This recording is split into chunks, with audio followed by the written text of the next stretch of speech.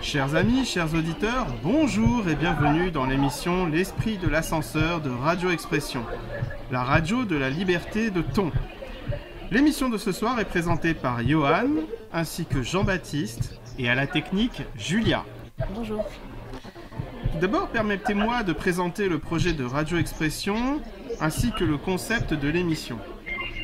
Radio Expression est une radio bénévole, plus précisément une chaîne YouTube dont l'objectif est de porter sur des sujets qui nous tiennent à cœur ainsi que des sujets qui tiendront à cœur, nous pensons, des auditeurs et de chacun d'entre nous. L'objectif, très modestement et très humblement, est de parler des sujets dont vous parlent les médias, oui, mais sous un angle plus approfondi, nous l'espérons, et en parlant aussi sur des sujets que les médias ne traitent pas, mais que nous considérons importants de traiter. Alors cette émission est une première aussi où on vous demande bien entendu de bien vouloir nous excuser des plâtres qu'il y aura parfois à essuyer. Et pour ce soir, nous sommes en direct aussi du Queen of Victoria de Marseille avec notre ami Jean-Baptiste. Jean-Baptiste, un petit mot ? Bonsoir Johan, salut Julia, et très heureux d'être avec vous et bonsoir à tous nos auditeurs, à toutes nos auditrices, en espérant que ce projet de Radio Expression, projet volontairement réactionnaire, volontairement épris de liberté, de vérité et de passion pour filer un grand coup de pied aux fesses du mensonge, le faire tomber dans les escaliers. Voilà, merci JB.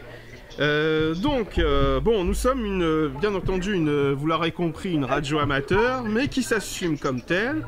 Pour autant, nous estimons que nous avons une possibilité de traiter les sujets qui vaut aussi, très modestement, le point de vue des experts qui nous voyons souvent passer à la télé et que, justement, ce serait dommage de ne pas vous faire en profiter, chers auditeurs. Alors sans plus attendre, nous allons passer au sujet de cette première émission qui porte sur la montée des dits populisme que l'on voit un peu partout dans les médias, mot repris et qui n'a pas bonne presse depuis de très nombreux mois et notamment depuis le référendum en juin 2016 sur le Brexit. Ce mot populisme revient dans de très nombreux médias mainstream, tels que Le Monde, Le Figaro, Les Inrocks. On le voit aussi avec la victoire de Donald Trump aux États-Unis. Des hautes figures comme Bernard-Henri Lévy, Alain Minc n'hésitent pas à qualifier cette montée de populisme comme étant une montée d'un sentiment réactionnaire, raciste, xénophobe dans les démocraties.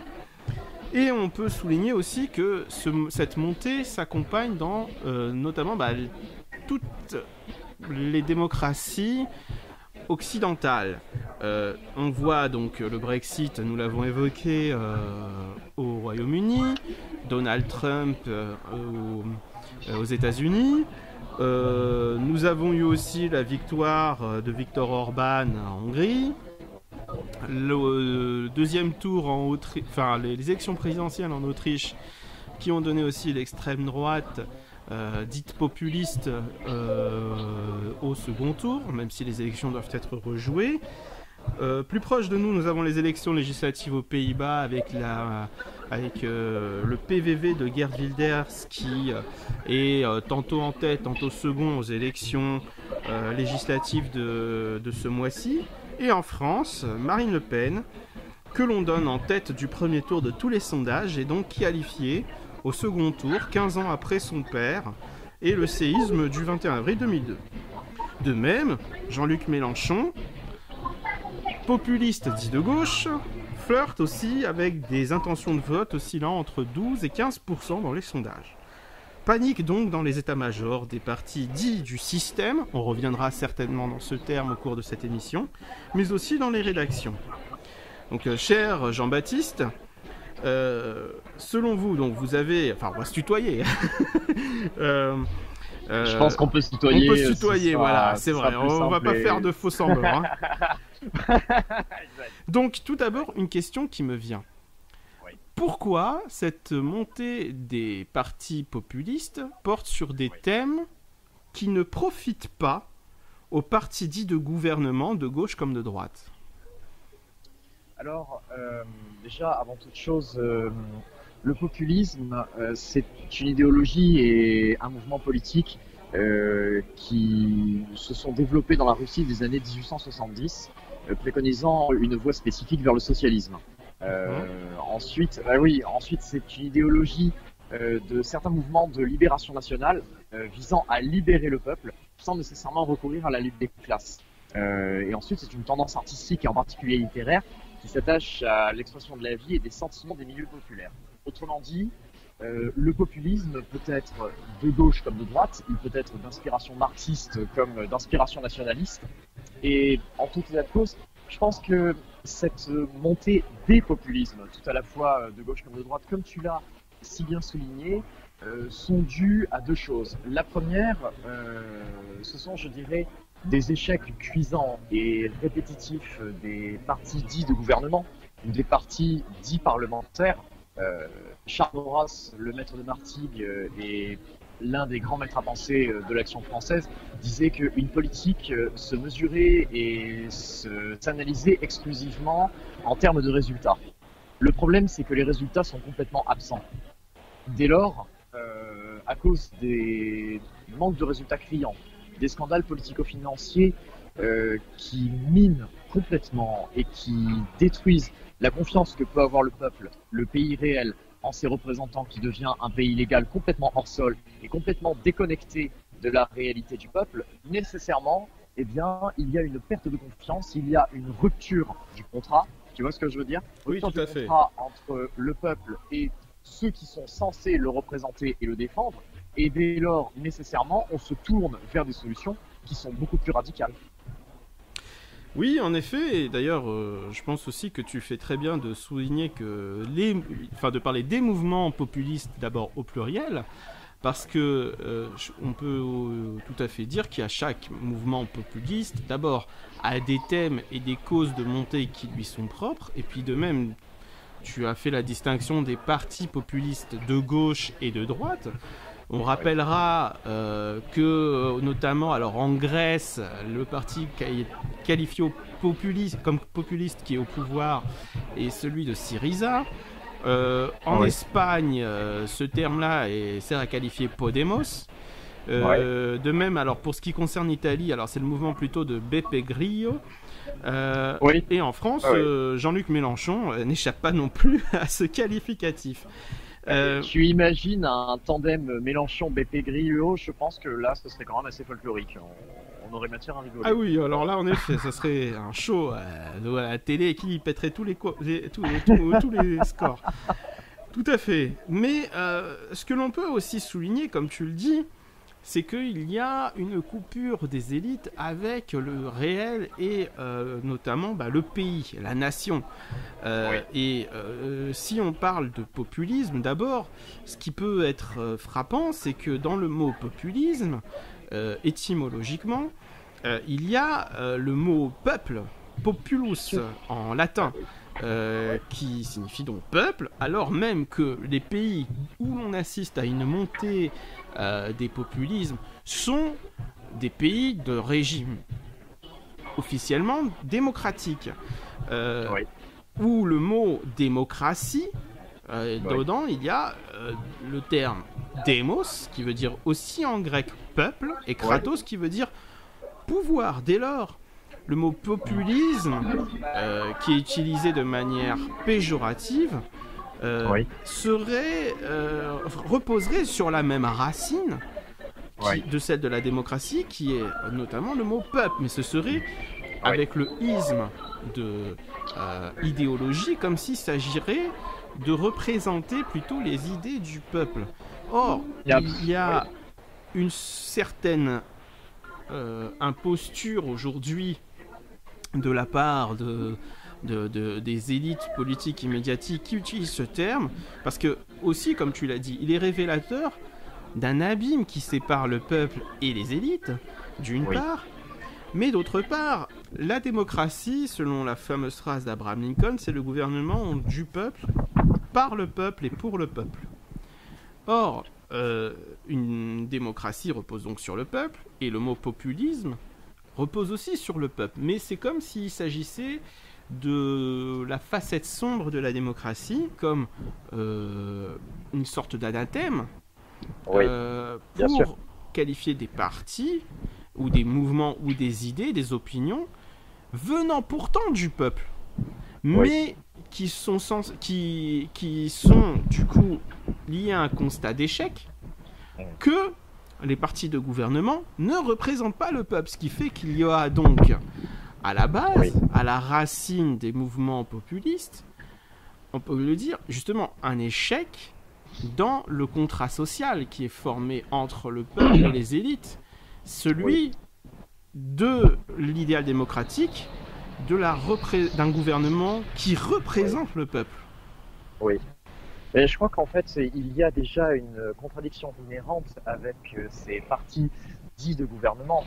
Tous les partis sont des partis de gouvernement. Reste à savoir si les partis se distinguent entre parlementaires, si je puis dire, et partis anti-parlementaires. Après, tout est une question de savoir comment on conçoit à la fois l'état de droit et comment on conçoit la démocratie. Ce qui, à mon avis, pose problème, et c'est à mon avis pour ça que le ver est dans le fruit, c'est que les partis dits parlementaires, donc droite classique et gauche classique, en fait, ne sont pas des partis de masse, ce sont des partis de cadre. C'est vrai. C'est-à-dire que on se retrouve avec des gens qui sont issus du sérail, qui sont issus de la doxa, appelons ça comme on veut. C'est la fameuse caricature du celui qui sort de l'ENA, après il fait de la politique. Et après il a le choix tout simplement entre les Républicains ou le Parti Socialiste ou peut-être une sorte de parti centriste qui est toujours en constante recomposition, puisque entre l'UDF, le MoDem et l'UDI, je crois qu'en 20 ans, on a eu des déconstructions et des reconstructions de combinaisons politiciennes.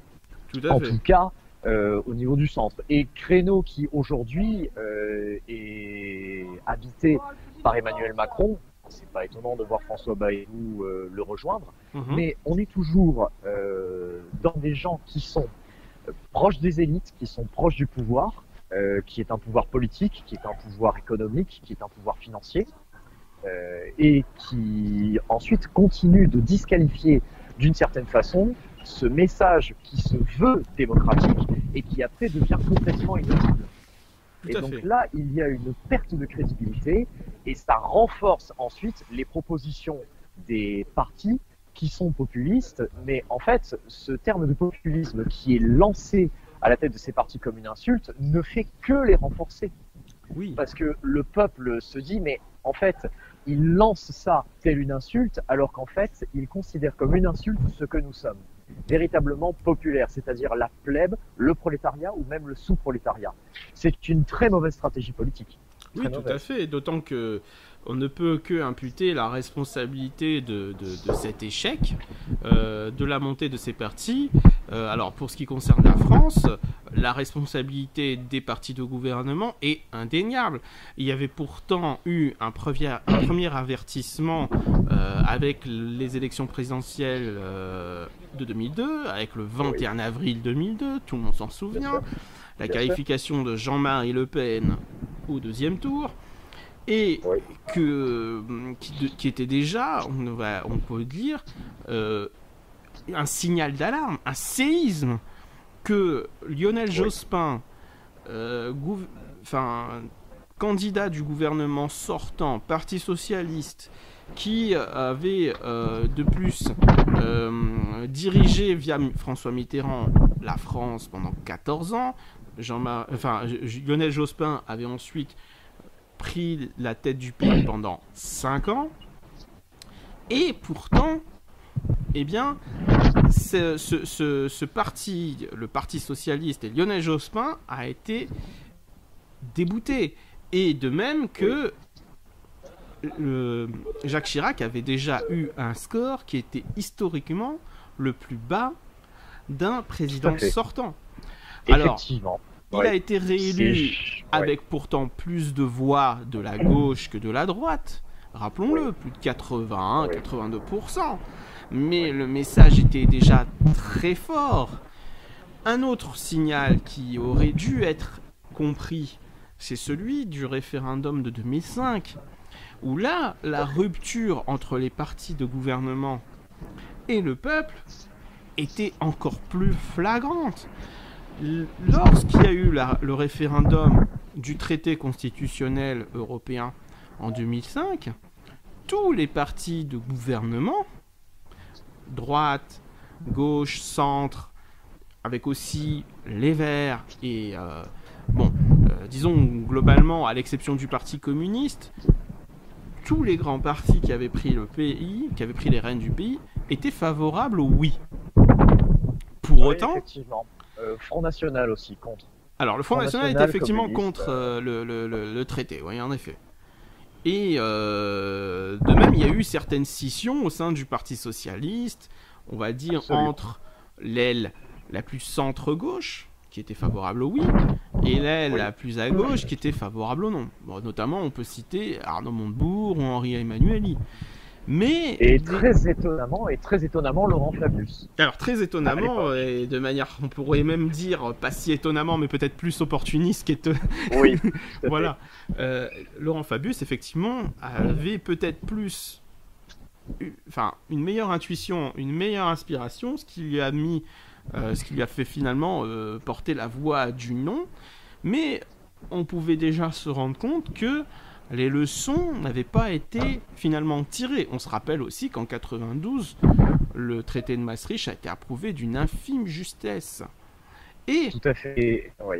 Et partant de là, Nicolas Sarkozy, lorsqu'il a été élu président de la République, se devait aussi de prendre acte de ce refus du peuple français du traité constitutionnel européen, et pourtant il a validé le traité de Lisbonne qui ne faisait que reprendre, dixit Valéry Giscard d'Estaing, le traité constitutionnel européen rejeté en 2005.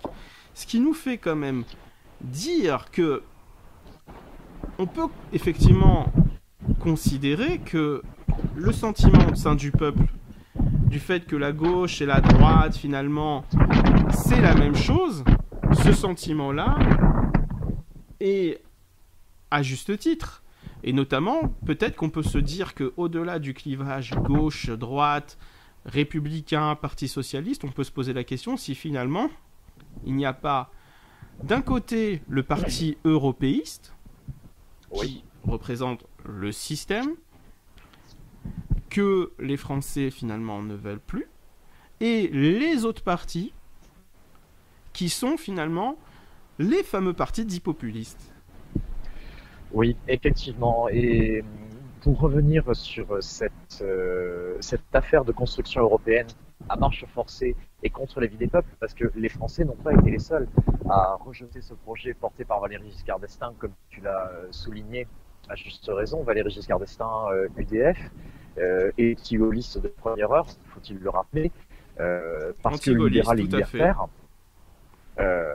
Cette construction européenne, en fait, est très grave pour deux raisons. La première, c'est qu'effectivement, les peuples se sont sentis floués et trahis, mais plus grave encore, il ne faut pas oublier que la constitution sous l'empire de laquelle nous vivons, c'est une constitution inspirée par Charles de Gaulle, Georges Pompidou, Michel Debré et René Capitan.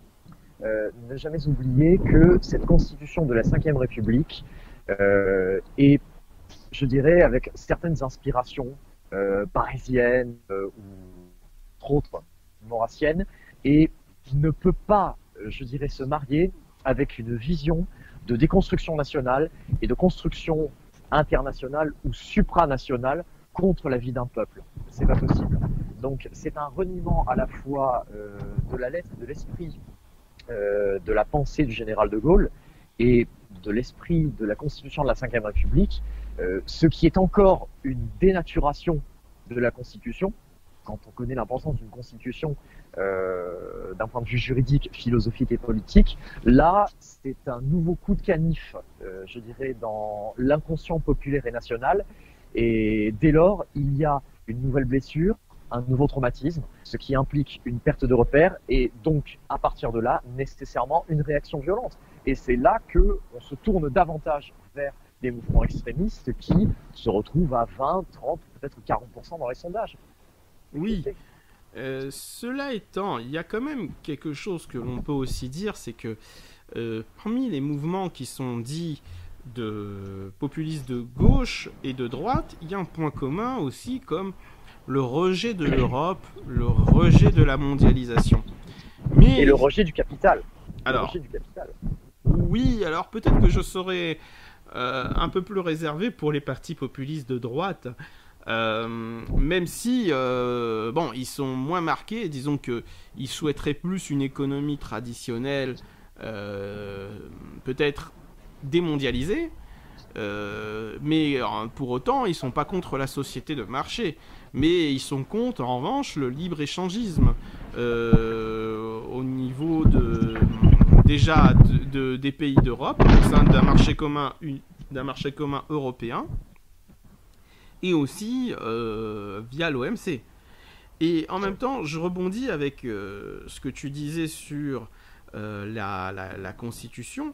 Bon, il est certes vrai que ça, les experts, les biographes du général de Gaulle le confirment. Bon, c'est vrai que, bon, tu parlais de tout à l'heure idée maurassienne.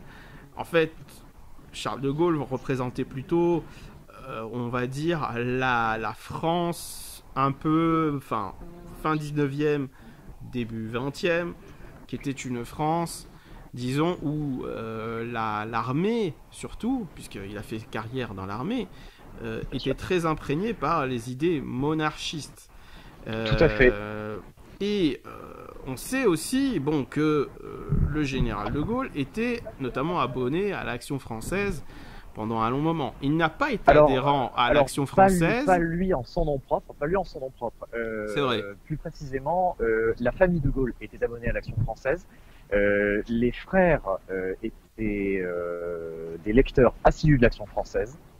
Charles de Gaulle a lu l'Action française effectivement, mais il a été davantage inspiré par Barrès plutôt que Charles Maurras. En revanche, En revanche, il faut savoir que la famille de Gaulle s'est désabonnée de l'Action française à partir du moment où il y a eu des sanctions venant du Vatican, parce que l'Action française mordait trop sur cette jeunesse patriote, monarchiste et catholique de France, alors que malgré tout l'Action française et Charles Maurras, Maurice Bugeaud, Henri Vaugeois et Jacques Bainville avaient rendu un inestimable service à l'Église de France, en tout cas, notamment lors de la querelle des inventaires en 1905.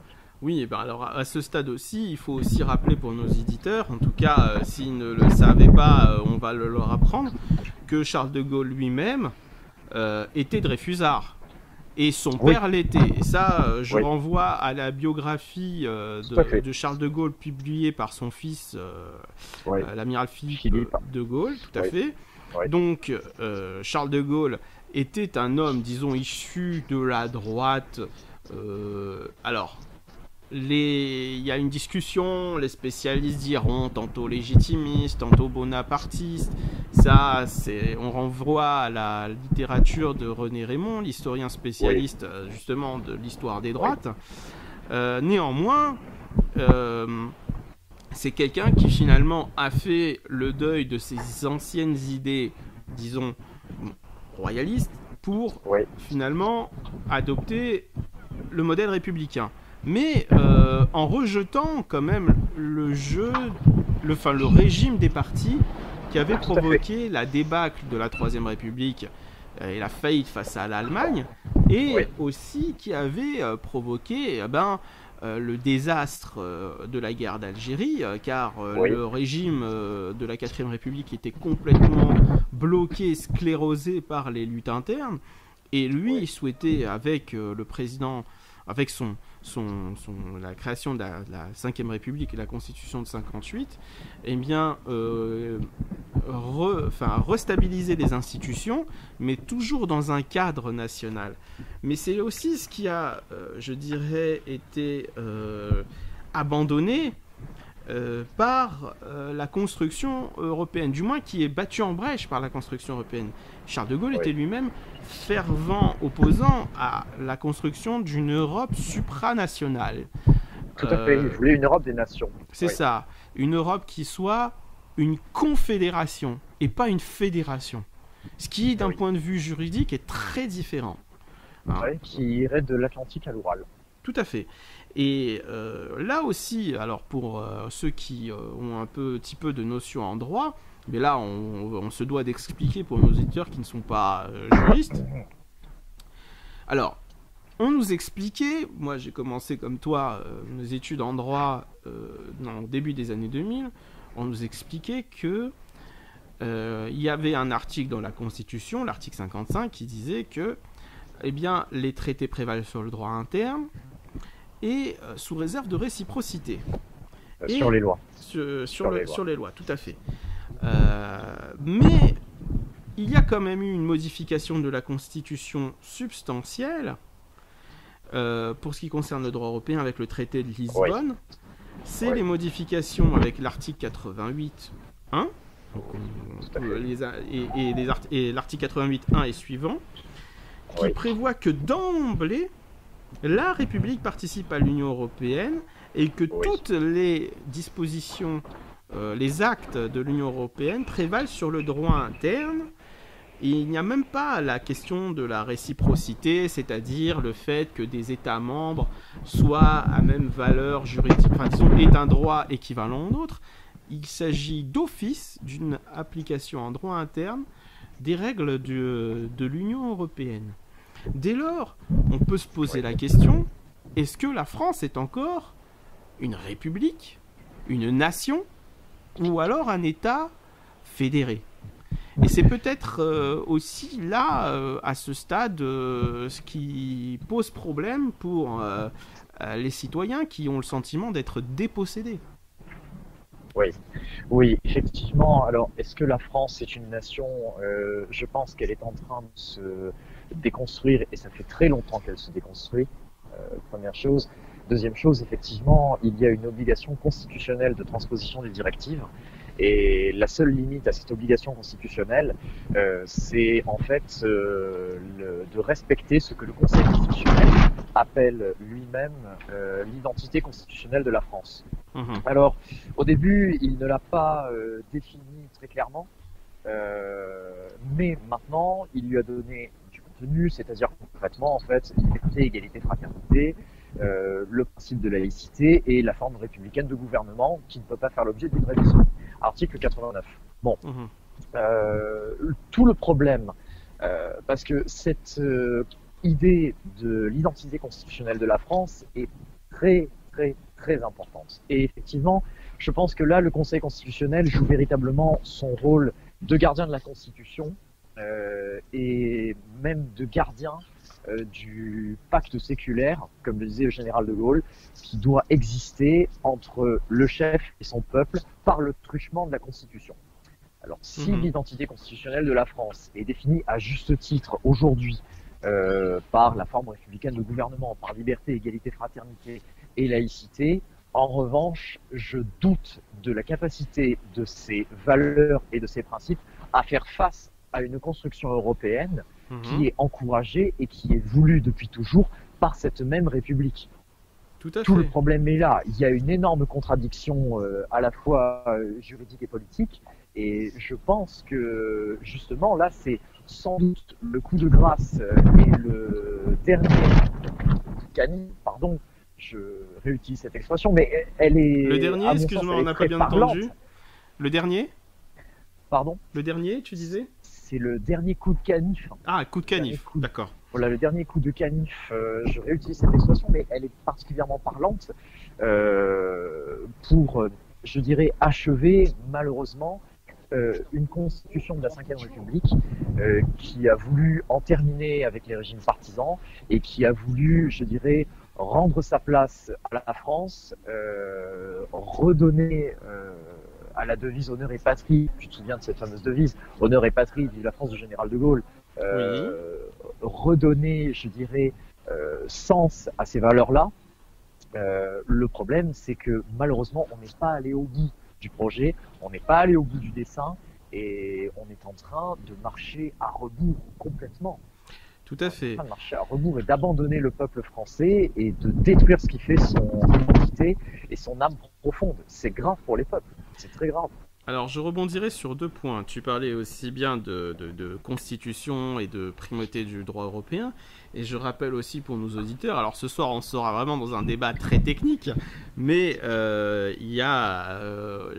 renvoie pour ceux qui connaissent, mais ceux qui connaissent pas peuvent aussi trouver les références, à l'arrêt cimental de la Cour de justice de la Communauté européenne du 9 mars 1978, arrêt cimental très important, puisque la Cour de justice de la Communauté européenne à l'époque, qui est devenue maintenant la Cour de justice de l'Union européenne, disait déjà, rappelait la question de la primauté du droit communautaire sur le droit national contraire, y compris pour les règles constitutionnelles. C'est-à-dire qu'effectivement, la contradiction que tu soulignais qui existe entre le régime démocratique dans le cadre national et celui de l'Union européenne, j'ai envie de dire, cette contradiction-là est fondamentale, car l'Union européenne, la CE d'abord, puis l'Union européenne, c'est vu d'origine, originellement, elle s'est toujours considérée, au moins depuis 78, pour preuve l'arrêt cimental, comme prévalant sur les États membres. Et notamment la Constitution, alors même que les constitutions sont le contrat social, sont les lois fondamentales, celles qui ont été approuvées par les constituants de chaque nation, alors que déjà en 78, combien de pays avaient adopté par référendum le traité de Rome ? Je ne crois pas me tromper en disant qu'aucun encore n'avait encore approuvé le traité de Rome, du moins de manière démocratique, par référendum. En tout cas, ça c'est clair et net. Et il y a eu une fuite en avant qui a entraîné ensuite une absorption des États membres. Et tu parlais aussi de la question de l'identité. Alors là, ça nous ramène plus à ce qu'on disait tout à l'heure sur la différence entre les populismes de gauche et les populismes de droite. Il est vrai que les populismes sont... Il y a des mouvements de gauche comme des mouvements de droite, mais on notera quand même que ce sont plus... Alors, on pourra regretter, mais... on va pas se prononcer là-dessus, on laissera les auditeurs juges, c'est à eux ils sont suffisamment grands pour faire le débat dans leur tête, c'est aussi pour ça que Radio Expression a été créée, mais néanmoins il y a plus aujourd'hui de succès chez les partis populistes de droite, notamment parce que contrairement aux partis populistes de gauche, il pose la question de l'identité. Cette fameuse question de l'identité nationale. Aussi qui a été d'ailleurs un thème très fort dans la campagne de Nicolas Sarkozy en 2007 et qui était ce qu'on a appelé à l'époque la fameuse ligne Buisson, mais qui a expliqué son succès. Et cette question de l'identité des peuples, elle est fondamentale à la question d'une nation. Qu'est-ce que c'est qu'une nation ? Et alors aujourd'hui, on a l'impression que c'est devenu un mot tabou. On ne peut pas poser la question de l'identité. Et c'est justement ce que certains chroniqueurs que j'évoquais tout à l'heure, BHL, entre autres, pour ne pas le nommer, voyaient comme étant une montée d'un sentiment raciste, xénophobe. Parce que, justement, les peuples souhaitent se réapproprier leur identité en même temps que le pouvoir, et que ce ne sont aujourd'hui essentiellement des partis populistes de droite qui portent ces discours-là. Oui. Effectivement, je crois que les partis dits de gouvernement, en tout cas les partis européistes, et partisans de cette construction européenne à marche forcée, les peuples ne veulent pas entendre parler ni d'identité ni de nation, précisément parce que c'est complètement incompatible et inconciliable avec le projet d'une Europe fédérale qu'ils veulent. C'est vrai. De toute façon, ils la veulent économique, ils la veulent financière, ils la veulent politique. Ils veulent que ce soit un marché. Voilà, exactement. Ils veulent un grand marché commun, si je puis dire, et même un marché unique. Ils veulent une citoyenneté unique. Ils ne veulent même pas entendre parler de nationalité européenne, parce qu'on n'en parle jamais. On ne parle jamais de nation européenne. On parle en revanche de citoyenneté européenne. Tout à fait. Ce qui n'est pas tout à fait la même chose. Et c'est aussi une dénaturation de ce qu'est la République, parce que la République, ça vient de res publica, c'est la chose publique.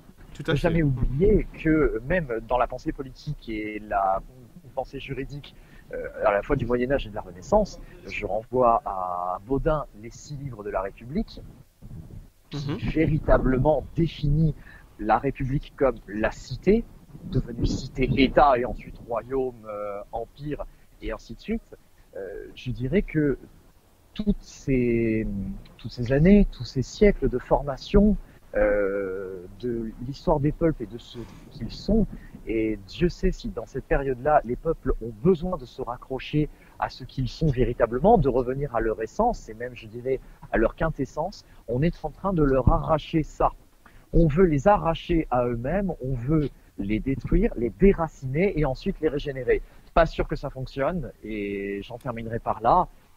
Et peut-être que après on aura l'occasion d'en reparler ce débat avec d'en reparler avec nos auditeurs et nos auditrices. Frédéric Mistral disait que ce sont les arbres avec les plus profondes et les plus grandes racines qui montent le plus haut. Tout à fait, et on peut dire effectivement que les peuples sont un peu comme des arbres, ils ont aussi besoin de racines. Et tout à l'heure tu parlais de la res publica et du Moyen-Âge. On peut aussi rappeler que dès l'origine, déjà, la question de république se posait aussi avec Rome, et que c'est dès le moment où Rome a oublié le peuple, le populus, que la République a muté en empire. Et je pense que ça pourrait déjà être, je dirais, la question ouverte de cette première émission. Est-ce que finalement, eh bien, l'Union européenne n'est pas déjà devenue une sorte de nouvel empire, ou un empire en puissance au fur et à mesure que les nations disparaissent, un nouvel empire, et ça, ce serait, je pense, la conclusion de cette première émission, et nous laisserons les éditeurs réfléchir sur ce point-là. Alors, chers auditeurs, nous vous remercions d'avoir tenu jusqu'au bout. Vous écoutiez l'émission L'Esprit de l'Ascenseur de Radio Expression, présentée par Johan ainsi que Jean-Baptiste, et à la technique Julia, sans qui rien de tout cela n'aurait pu être possible. Si l'émission vous a plu, n'hésitez pas à la partager, à mettre un pouce j'aime, ainsi que de la commenter pour la faire remonter dans les référencements. De même que si vous ne l'avez pas aimé, dites-nous aussi, cela nous intéressera.